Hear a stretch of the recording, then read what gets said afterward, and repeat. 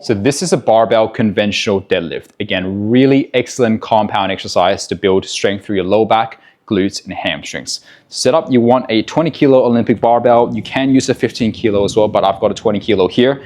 You want a barbell over the knots of your shoelace. So you want to set up with the bar really close to your shin, so it's really close to your center of mass when you execute a movement, all right? So you want hips width apart stance.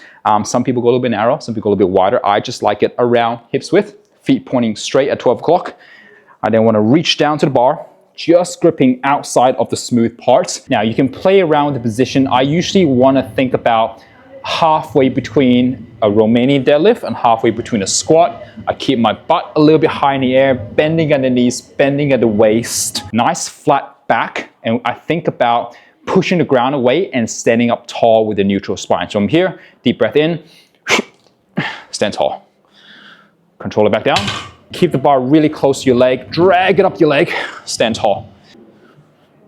Down, up. Want to make sure when you're standing up tall, you don't want to then hyperextend and put extra pressure on your back. You just want to stand up nice and neutral, shoulders back, strong posture, okay?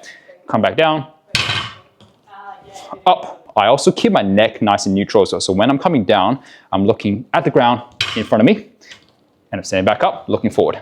I'm not cranking my neck up like that, which can put a little bit more pressure through my neck, a bit more comfortable if you keep your gaze forward. There's a few common mistakes that we see people make when they're doing a deadlift. Number one is that they are rounding the back or they're slouching, so they tend to just flex a little bit too much through their thoracic spine and lumbar spine, and that's just going to put a little bit more pressure through your back. We don't want that. We want to maintain a nice, straight, neutral spine. So sometimes what helps is grabbing a stick or a dowel, a broomstick. I just have it then around my back. I want to maintain 3 points of contact, meaning my head's touching, my mid-back is touching a stick, and my pelvis is touching a stick. I then want to try to maintain the 3 points of contact as I then descend into a deadlift. If I start to slouch, I'm going to lose one of those points of contact, and then that's going to remind me to just keep my spine nice and straight, come down. So it's a really useful tool to just practice the movement before you then start to load it up, okay? Mistake number two, we see people having a bar a bit too far from the center of weight, and then that's going to again make your back work quite a bit harder than it needs to be. So it looks a bit like this, where people just come down to deadlift, the bar just starts to go away from the center of weight, it's drifting away from the legs.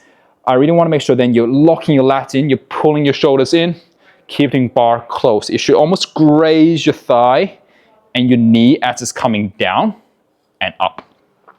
You might find that you need to create a bit of space. You want the bar path to go straight up and down through the deadlift. If you find that you are bending your knees too much, your bar has to kind of go forward and around your knee, which then is not a very nice bar path. You want to just sit back into the pelvis and at the knee joints enough whereby you're creating space for the bar to travel vertically downward and then vertically back up. So just play around with the positions to allow that bar path to come up and down nice and clean.